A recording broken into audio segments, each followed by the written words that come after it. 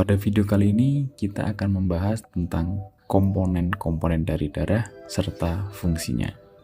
Check it out. Selain dipenuhi oleh air, darah juga mengalir di sekujur tubuh manusia.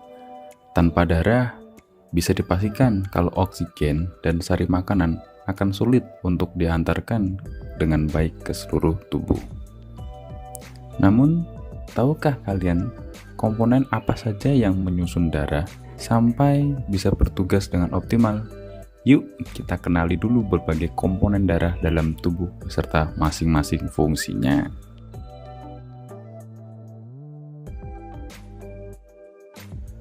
Darah tersusun dari kombinasi antara plasma darah dan sel-sel darah.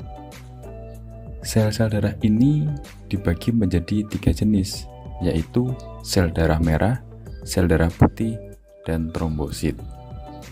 Jadi, secara keseluruhan, komponen darah manusia ada 4 macam, yaitu plasma darah, sel darah merah, sel darah putih, dan trombosit. Semua komponen ini memiliki tugas dan fungsinya masing-masing yang digunakan untuk mendukung kerja darah di dalam tubuh kita.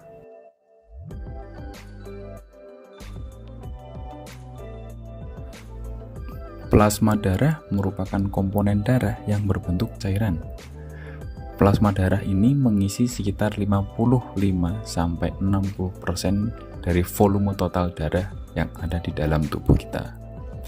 Secara rincinya, plasma darah ini tersusun dari air yang kurang lebih sekitar 92% dan 8% sisanya merupakan karbon dioksida, glukosa, asam amino, vitamin, lemak, serta garam mineral.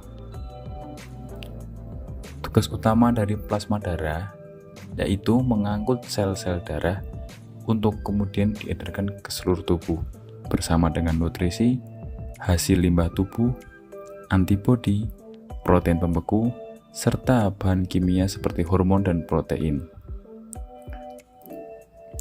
Protein pembeku yang dibawa oleh plasma nantinya akan bekerja bersama trombosit untuk mempercepat proses pembekuan darah.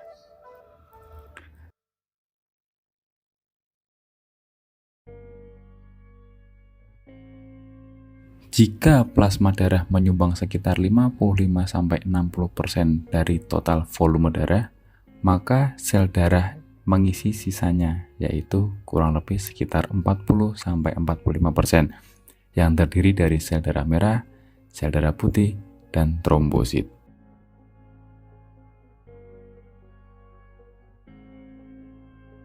Sel darah merah terkenal berwarna merah pekat dengan jumlah sel yang cukup melimpah di dalam darah. Berbentuk bulat yang dilengkapi dengan cekungan bikonkav di bagian tengahnya. Salah satu keunikan sel darah merah yaitu dilengkapi dengan protein khusus yang disebut dengan hemoglobin. Selain memberikan warna merah yang khas, hemoglobin juga bertugas dalam membantu sel darah merah untuk membawa oksigen dari paru-paru dan diedarkan ke seluruh tubuh, serta mengangkut kembali karbon dioksida dari seluruh tubuh masuk ke dalam paru-paru. Sel darah merah tidak memiliki nukleus atau inti, sehingga mampu berubah bentuk dengan mudah. Inilah yang membantu sel darah merah menyesuaikan diri saat melewati berbagai pembuluh darah di dalam tubuh. Umumnya, masa hidup sel darah merah hanya bertahan sekitar 4 bulan atau 120 hari. Selama masa itu, tubuh akan secara teratur mengganti dan memproduksi sel darah merah yang baru.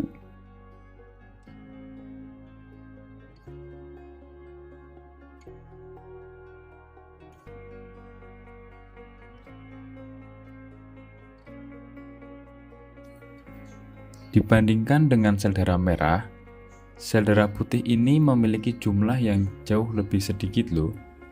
Meski begitu, sel darah putih mengemban tugas yang tidak main-main, yaitu berfungsi untuk melawan infeksi virus, bakteri, jamur. yang dapat memicu perkembangan penyakit. Pasalnya, sel darah putih memproduksi antibodi yang akan membantu memerangi zat asing tersebut.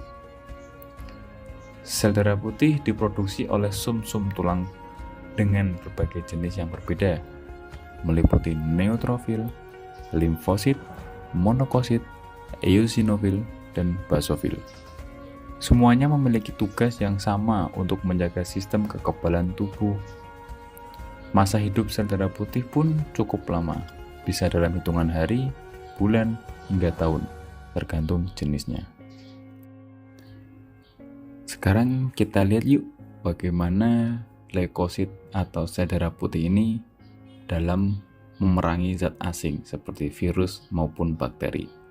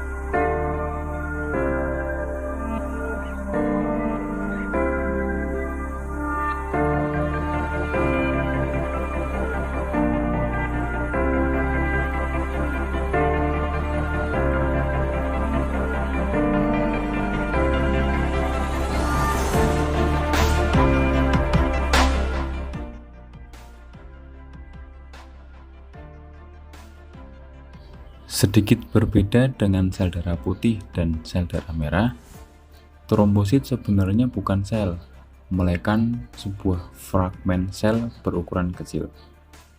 Trombosit memiliki peran penting dalam proses pembekuan darah atau koagulasi saat tubuh kita mengalami luka. Trombosit akan membentuk sumbatan bersama benang fibrin guna menghentikan pendarahan sekaligus merangsang pertumbuhan jaringan baru di area luka. Jumlah trombosit normal di dalam darah yaitu antara 150.000 sampai 400.000 trombosit per mikroliter darah. Jika jumlah trombosit lebih tinggi dari kisaran normal, maka dapat mengakibatkan pembekuan darah yang tidak diperlukan. Akibatnya, bisa berisiko menimbulkan penyakit stroke dan serangan jantung. Sementara, bila seseorang kekurangan jumlah trombosit di dalam darah, maka akan menyebabkan pendarahan yang hebat karena darah sulit membeku. Kita simak yuk gimana cara trombosit ini bekerja dalam menyumbat luka sehingga terjadinya proses pembekuan darah.